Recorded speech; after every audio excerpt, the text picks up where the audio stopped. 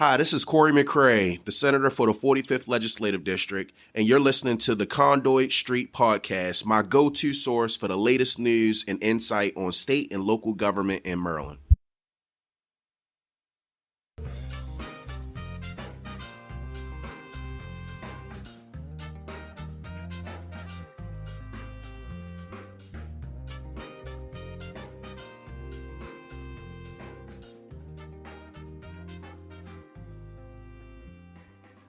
Hello and welcome to the Conduit Street Podcast. Kevin Kinnally here with Michael Sanderson. Over the last few weeks, you've heard from two members of the MAKO policy team on the biggest issues heading into the 2023 legislative session. And as you all know, as the loyal listeners of the Conduit Street Podcast know, our policy team has unique policy portfolios that cover everything from parks and rec, public safety, all the way to public education. And today we saved the best for last. Dom Butchko joins us today to talk housing, firefighters, methane, and more. Dominic, thank you so much for being here. Can you please just remind our listeners what exactly is in your policy portfolio? Thanks, Kevin. Thrilled to be on the pod. And as I said a year ago, clearly you guys keep saving the best for last. So just very awesome to be here. My portfolio includes economic development, EMS and firefighters, environment, intergovernmental relations, parks and recreation, planning and zoning, and transportation and public works. So nothing controversial or small at all there. That's a lot of lively topics. And as we've been, mentioning to our listeners, the MAKO team has to cover an awful lot of ground. There are lots of different things that affect the services that counties deliver locally and all of our priorities and our local budgets and staff and employees and all that kind of stuff. So we divide up the universe into pieces. You've got a pretty big chunk, and there's some interesting stuff going on in that portfolio. That's what we want to talk about today. So thanks for joining. I would think, let's start talking about climate issues, and in particular, a piece of that that's related to one of those essential local facilities, our landfills and solid waste storage facilities. So walk us through some of the nuts and bolts on why we're thinking about landfills when we think about climate. Yeah, so the word of the day here is methane, and this has been a big issue in the past, and it's going to be a big issue going forward. So just to break this apart really quick. So during the 2022 session, we had the really big Climate Solutions Now bill, and a major portion of that bill had to do with, as you said, Michael, landfills. And so methane is a gas that emits off of waste as it starts to break down and everything. So interesting thing about methane, it's incredibly potent. It has a much shorter shelf life in the atmosphere compared to other greenhouse gases, but its impact is a lot more potent. And so this gas comes off of both landfills that are currently operational, but then also landfills that have been closed years ago. So where does that come in with counties? So counties are already at the forefront with trying to deal with methane. A lot of counties are actually putting solar installations and other methane mitigation on top of these active and former landfills. And so the Climate Solutions Now bill tried to really heighten those standards. And we're already playing in this pool, and it would have had a lot of issues when trying to do like solar and current solar installations. So that provision was actually taken out due to the complexity of that nature of the issue. But MDE has since then taken up the mantle and is now moving forward with methane regulations for municipal solid waste. Yeah, the Maryland Department of the Environment, right? And obviously, methane is a big deal. Climate change, changing climate is a big deal. What is MDE's role now? What are they trying to accomplish? Where are they in the process? And are they planning to work with counties who, again, need to be at the table here because these are county facilities, many of them? Yeah. So one thing to know about methane and this entire conversation isn't simple and it's not black and white. So where's MDE at right now? They are in the final stages of pushing forward these regulations. Back in October, counties were able to take a preliminary look at them, although I will say we didn't get the amount of time that we would have preferred, but we do have a copy. The final step of the regulation process is going to kick off sometime in either January or February, where MDE will put them out for the entire public to make comments. Counties will have a lot more time then to really give more substantive input. And we might actually have regulations out and finalized by maybe April or May. But like I said, this isn't a black and white issue. Solar's involved. And so we're at the table on this one.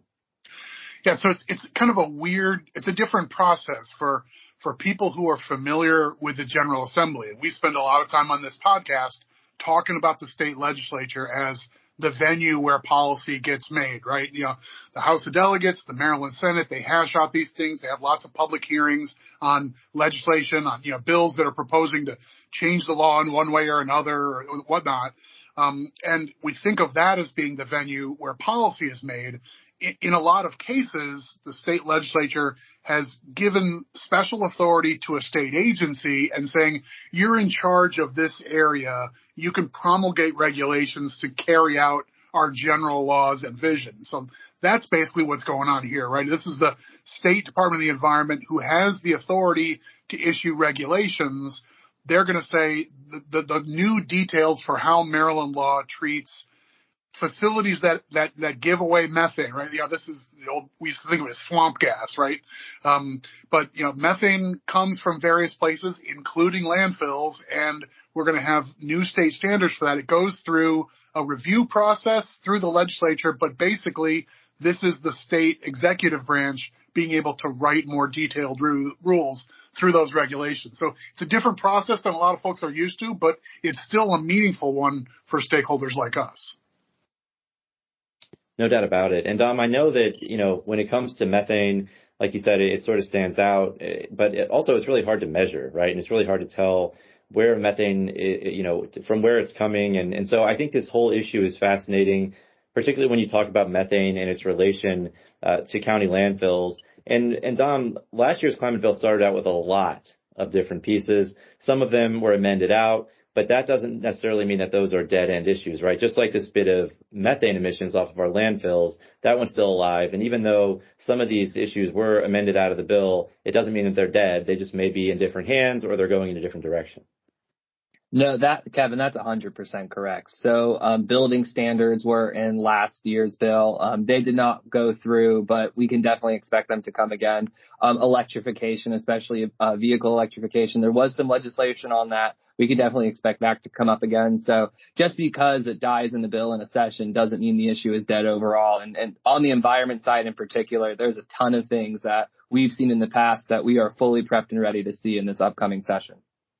Yeah, I think the way we treat buildings here is one of those big items that's still TBA, right? If you're a stakeholder, if you're a big fan of Maryland having an aggressive plan to combat climate change and to be ready for it and to reduce our contributions to it and so forth, that what we do about buildings is still kind of a meaningful piece to the puzzle. You mentioned building standards. Like, I remember there was a little discussion about what should we do with school buildings? The state has a big stake in building and funding public school buildings. Do we need to even sort of raise the bar for the already pretty aggressive standards for school buildings? That was discussed and kind of set aside during last year's debate, as I recall. But I'm remembering another debate about buildings, and that was making buildings sort of electric ready. As a tool to say, let's make sure that the next wave of Maryland infrastructure, whether it's public or private, is able to access the electric power grid where it's easier for us to plug in clean energy sources, right? Yeah, 100%. So the biggest issue for electrification is, like, first of all, a few things. If we wanted to electrify everything today, we couldn't. We just don't generate enough electricity. But the second biggest thing for electrification is, where are those ions coming from? If we could electrify everything today, not all of it would be coming from renewable resources. Let's look at Maryland, for example. It's a pretty interesting case. So I believe it's around like 60 to 70% of our electricity comes from nuclear, which is one site in Calvert County. And so as we're having this conversation about electrification, we are majority renewable, especially if you include nuclear, but even like wind and solar do take up a bigger chunk compared to other states. But if we want to go full electric cars, everything, we're really going to have to increase that capacity. And it's a debate. Where are we going to put it? What trade-offs are we going to have? And local governments are really central to that conversation. Yeah. And I guess the idea of like the idea of vehicle fleets moving toward electric, and that turns into, you need both the chicken and the egg there. You need the availability and affordability of the vehicles, but you also need to have the infrastructure for enough charging stations that people feel comfortable using an electric vehicle or a zero emission vehicle as their primary. So like that's a big policy question. But on the buildings, I guess there's the argument is, if you continue to build buildings and you have them with their sort of HVAC systems and so forth are run through natural gas or even old school like home heating oil, then those are more difficult over the next 10, 20, 30, 40 years to get them on the electric power grid and get them using what you might hope would be a growing renewable portfolio that feeds into our electricity supply. So this is all in the interest of advancing climate goals, but it turns into bricks and mortar stuff that affects not just building schools, but also like the next office building or the next economic development project in your neighborhood that the jobs are counting on. So this does get complicated, but it's an interesting and rich policy area, I think. Yeah, no doubt about it. And you could go various ways on this one. I think it's fascinating that, we talk about electrification, but we still have the STRIDE program in Maryland, and that program incentivizes natural gas companies to modernize their infrastructure by accelerating their repayment for that infrastructure. So that program is still going on. I know we've heard from natural gas companies who show up and testify that, they are actively investing a lot of money in their aging infrastructure. So if we're going to do away with natural gas, that becomes a problem. So that's interesting by itself. And then as we talk about electrification for vehicles, we also need to think about the way we fund transportation, right? We're going to have to find a new revenue source. We won't be able to rely on the gas tax. So a lot of intersection with climate issues and revenue and taxation. It's all fascinating. But as we talk about buildings, let's go ahead and take a break there. When we come back, we'll talk about building some more as we get into houses, which is also a pretty thorny and tricky issue. All that and more after the break. Nationwide is a proud platinum partner of the Maryland Association of Counties. Nationwide is a market leader in providing supplemental retirement savings programs for public employees. They have been serving public sector employees and their families for nearly 40 years. Their programs include 457B, 401A, and post-employment health plans, and are comprehensive, incorporating investment, education, and administrative service solutions for governmental employers.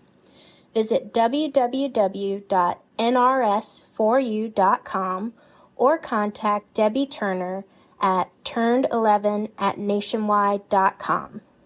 Retirement representatives are registered representatives of Nationwide Investment Services Corporation, member FINRA.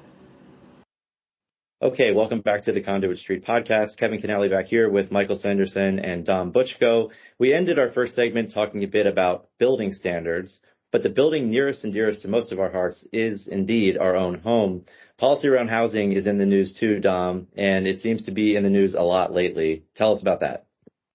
Yeah, so if the word of the day before it was methane, probably the word of the year or the word of the next 5 years is going to be housing. If I can offer one prediction for the 2023 session and several years to come, housing is an issue that's here. It's here to stay, and it is on the forefront of counties' minds. To set up the conversation, there's a concern that there really isn't enough stock that is affordable or accessible to working families. So are there houses out there? Yes. But can you afford to live in them, and are they of a standard you would want to? And so how could we combat that? What's the state's role in that, and what's the local government's role? So a few highlights. Housing is a major issue for local governments, as I already said. Back in October, MACO held a housing symposium that, fun fact, actually sold out twice, and we had to change the venue for it because it is just such a big deal to our local policymakers. And it's primarily driven by planning and zoning policy, and that's primarily up to the local jurisdictions and the people that you elect in your local elections. But it's time to make sure that policy does meet current reality, and there are times when policy has to be amended. That's why we elect people and we have a robust policy process in the U.S. Counties already do review and revise zoning policies regularly, just like any other law. And many jurisdictions are already working to adjust their policies, and they're trying innovative solutions. One of my favorite things, for the listeners who don't know this, I'm a Pennsylvania boy. I'm not from Maryland, but one of my most favorite things about the Maryland system is that it really is America in miniature, and the robust policy solution system that we have with the counties. You have 24 different solutions, 24 different experts approaching this issue differently. And housing is one of the issues that we are really tinkering with and experimenting with, and we will solve. And what works in one community will not work in another community. And Maryland is built for that. And that's just awesome. So, yeah. And that it makes sense. I mean, Michael, there is no silver bullet here. There's no one single silver bullet to solve this crisis. And Michael, you've been around for a long time. You've seen your share of crises, and we've seen issues in housing before and affordability. I think Dom's right on the money when he says that, look, one size fits all does not work here. And I think that is because there is no singular solution. There are a lot of issues when it comes to housing, and I don't think there's one single way to fix the problem, not just in Maryland, but across the country. Yeah, I think it sounds like a cop-out to say that a problem is complicated, but this one is genuinely really complicated. There are a bunch of moving parts here. Over the last few weeks, we've had a chance to see new elected officials take office in a number of our counties, and some of them do like swearing in ceremonies and give a statement for the new county commissioners or for a new county executive or whomever. And like challenges with housing, not just like the public sector and what does the county own or so forth, but just this is something our community is worried about, or we're frustrated about the state of the market, the private market for real estate. This is a topic that's on a lot of people's minds. And, part of this is sort of planning and zoning. And I think some jurisdictions in Maryland and in other parts of the United States, this is not just a Maryland issue. This is a national issue. But in other parts of the country, some places are looking at standards for parking as a condition for building, and is that something that we should rethink and either you get rid of or adjust or abolish or whatever? There's a number of components like that are truly in the hands of local governments, but I mean there are other pieces to what's going on here that have very little to do with planning and zoning or the government itself. It's just the functioning of the marketplace. And like among the most obvious on my mind is, the last several months we've seen a pretty rapid spike in the interest rates that affect people's ability to afford a mortgage. So buying a home is a different proposition today than it was 10 months or 60 months ago. So that's a component to this too. Housing affordability is to some degree driven by a private market and driven by the ability, sort of the cost of money. Most of us borrow to buy a home, and that prospect has become a different proposition than it was even just a number of months ago.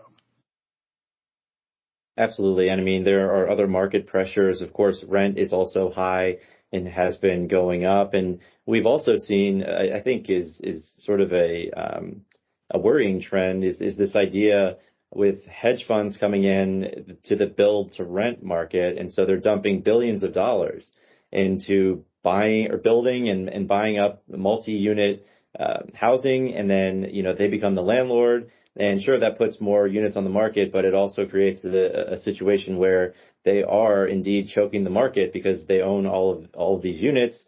And so that is concerning to me. And we've seen this trend play out, some preemption fights in other states. But we also know, Dom, that there are institutional investors they want to come in and buy up an asset to rent it out, maybe for an Airbnb, to use that as some passive income. And so, we see them actually building homes exclusively for that purpose. That has many issues. But again, it also creates a situation where you are limiting the housing that is available. So a lot of issues here on the table, Dom, when it comes to housing. And, this is, housing issues, zoning issues generally, very, very much about community. It's another topic that Mako is working on, and it goes right back to that sense of community, Dom.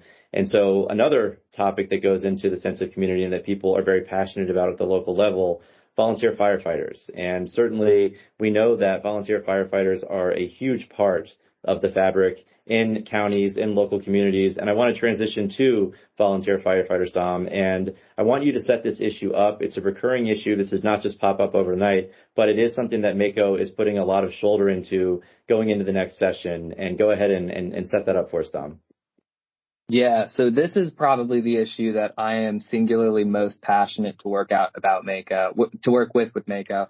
And I think it's one that everyone really needs to pay attention. And if there's anything on this podcast you're going to listen to, I think the next 5 minutes are it.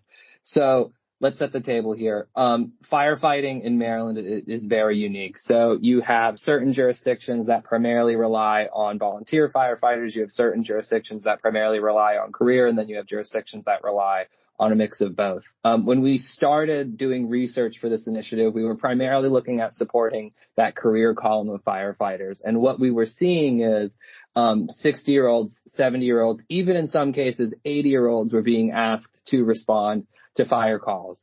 Now, that is just not a sustainable system. And we were seeing in certain areas, they just did not have the manpower to go and respond and do that emergency response that really we ask for. When you call 911, you have a certain expectation, and statewide, even nationally, we're getting to a point where we might not be able to meet that expectation. And so, yeah, I mean, you're right. This thing has been a squeeze over time, and being able to meet that demand has been an increasing challenge. I mean, lying in the background, we've been doing the right thing and saying we want to make sure the people who respond to a fire call have training and have the background so they can handle the equipment. They know how to respond on site. But as you increase training requirements, it also is sort of a barrier to entry. And so it's harder for new people to walk in the door and say, I'd like to serve as a volunteer, or I'd like to, join, maybe join the career force. Either way, it's a tougher thing to get started doing. And that's part of this too. I'm not against training. I'm not against having folks being well trained, but that just makes it a tougher ask. And even to go deeper than that, Michael, it's not only the training. When you think of what is a firefighter and you look at the demographic of that person, communities and what it means to be a person and everything really has shifted dramatically. We don't see those major cultural touch points in towns anymore. So you had the church, you had the fire station, you had the potluck, you had the bazaar, etc. Yeah. We really don't see those anymore. And that's been traditionally where we would recruit people from. And so as we were doing research into this, it was very clear volunteers were having an issue, but we were actually finding out that our career firefighters were also having an even tougher time of getting applications. So originally you would get 1,000 applications for a class in the fire academy. And now it's down to about 250 applications. And so you might be turning to me and saying, like, Dom, let's say we have a class of 50. We're going from 1,000 to 250. That's still a really big pool of people to draw from. But just like the military or the Marines, when you're going through the basics and you're teaching people and showing them what this job actually is, a lot of those 250, you might be lucky to get 50 and hit that benchmark. You might be lucky to hit 25. So we're seeing this recruitment and retention problem just in emergency services being really, really expansive, and it needs to be addressed now. And that is why Mako made this a priority. And so, Dom, what is the priority? What's the plan for the upcoming session? This is a Mako initiative, so we will have a bill, correct? Yes. So we will have a bill, and this is a all hands on deck, all stakeholders effort. So everyone from the volunteer to the career to the education to the county employer side where, you're running the fire department and everybody in between, all of the stakeholders are engaged and lined up behind this bill. And so what is our plan? So we see this as really a multi-year effort because it is just such a big undertaking. We originally thought about doing a bill just to fix it all in this session, but we don't even really fully understand the full problem, the extent of the problem and why it's happening. So we're going to do a study bill for 2023. Our hope is that this study bill will begin in the spring of 2023, and we're going to look at financial and non-financial recruitment and retention incentives, and to figure out, what can we do to fix that. Our study group is going to report by December 2023, and then going into the 2024 session, we hope to bring to the General Assembly a list of solutions that they can pick from, and hopefully fix this problem for at least a few more decades, if not longer. Yeah. A friend of mine who does work with state and local lobbying is really fond of saying that state legislators love it when there's peace in the valley, right? So the idea of doing a commission and get all the stakeholders together in a structured way to pull together and come up with, all right, here are the 7 things we all collectively agree on. Those can all go into a bill, and then it's presented to the General Assembly sort of gift wrapped. Here it is. We've worked out our differences and our kinks, and we think that this piece is going to work for this, and that piece will work for that, and we think it's going to target this problem, and it's going to overcome that hurdle, and we think we're all going to be in a better place and we're all behind this. I mean, if I'm a senator, I love that. Oh, great. We got everybody together and you all work this stuff out. That's a great path toward a mutual resolution of these things that are like multi-year vexing issues. Kevin can speak firsthand about, the process to get to next generation 911 felt very much the same, but from a legislative point of view, not everybody loves a task force, but the idea of let's get the ball rolling with all the stakeholders involved is sometimes a good way to tackle these like big, complicated topics. Yeah, no doubt. I mean, I'm a huge proponent for this style, and really it's the only way to make a meaningful impact here. I mean, you have so many different stakeholders. There aren't really easy solutions here. I think a commission, a task force like this forces people to the table also, right? Like it makes you talk to other people that are interested in the policy issue. And so on this one, it's such a vexing issue, and to try and just put a bill in and work it out with all the proponents and opponents and people who want to make changes within a 90-day time frame is not feasible. So I really think this is the only way, and we will have all the right people at the table. I love the effort. And as you said, Michael, from a legislator's perspective, this is exactly what they want to see. They want everyone to come in, kumbaya, everybody loves it. It's all been worked out behind the scenes, and they don't need to worry about some lengthy process in terms of amending the bill and moving it and you're killing it, whatever the case may be. It's done. So, Dom, I love the approach here, and I think it's primed for success, and I think it's going to be a great initiative. Awesome. Now let's make it happen. All right. So, Dom, we got through a number of your issues. Anything else on your mind before we go ahead and wrap it up today? I just have to say I am so excited to be in the middle of transition season. This is my first time doing this, and I love the palace gossip. Some of my friends are getting better jobs.